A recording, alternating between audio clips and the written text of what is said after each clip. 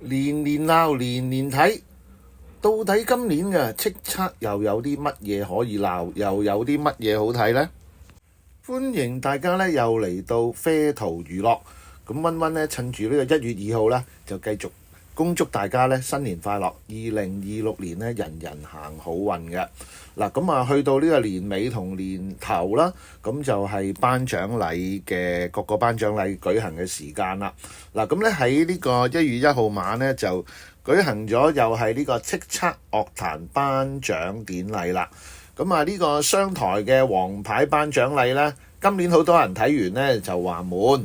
咁但係其實咧，喺溫溫嘅角度咧，都有一啲好好睇嘅亮點嘅。嗱，咁譬如咧，一開場咧就係要致敬方大同啦。咁咧就事實上咧，嗰個場面咧係令人幾感動嘅。咁嗱，感動到嘅其實就唔單止係觀眾啊，咁就有感受最深咧，更加係台下嘅一眾歌手啦。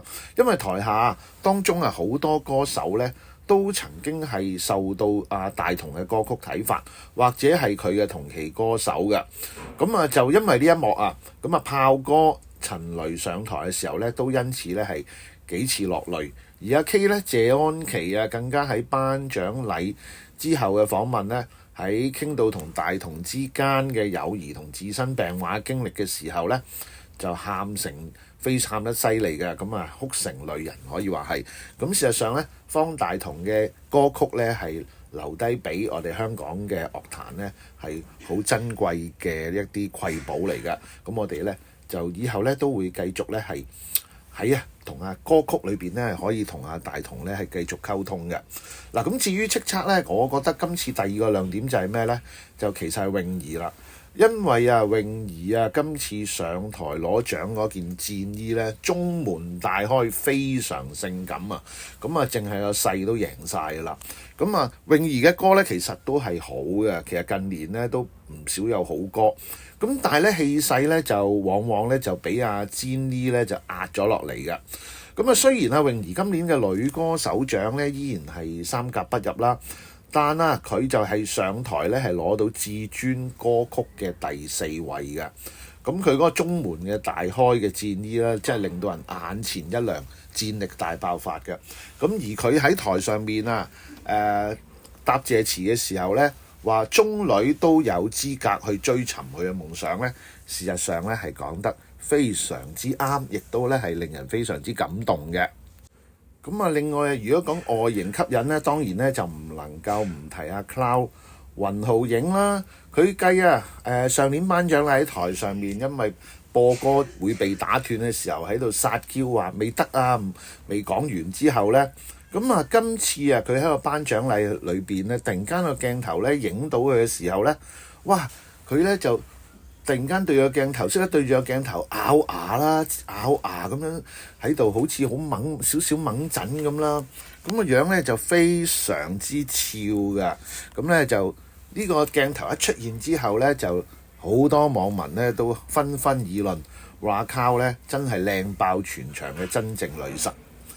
咁至於第3個亮點咧，阿溫溫想講嘅咧就係叱咤男歌手金獎啦。咁阿 J 風咧就首奪呢個男歌手金獎啦。咁今次咧佢都算係復仇成功㗎，因為上年喺大熱嘅情況之下咧就失落咗金獎。咁今次能夠首次獲獎咧，對佢咧個意義咧都係非常之大嘅。咁喺頒獎禮裏邊咧，當然唔少得林海峰咧就會有佢嘅搞作啦。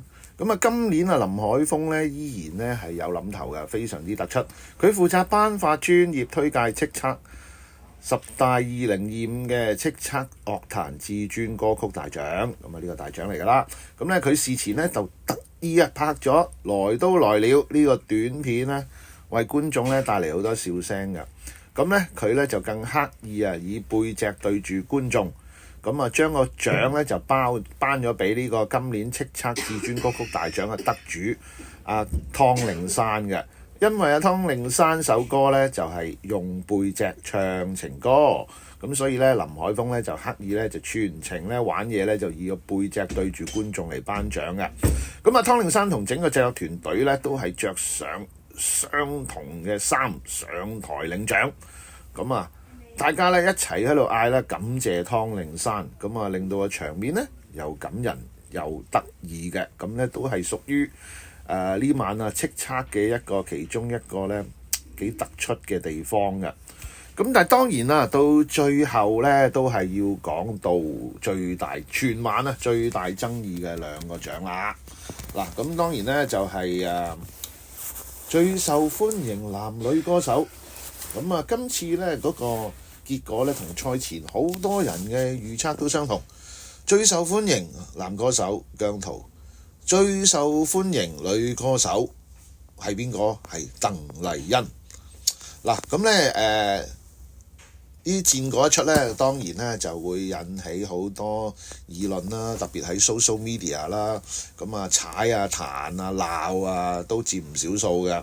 咁啊其實咧咁多年啊，一直啊嗰個好多獎項嘅認受性啊，或者賣獎風波咧，一直都係冇停過㗎啦。其實無論任何一個獎，要有任何一個頒獎禮咧，要獲得全面嘅認受性咧，呢幾十年嚟咧都係相當之困難嘅。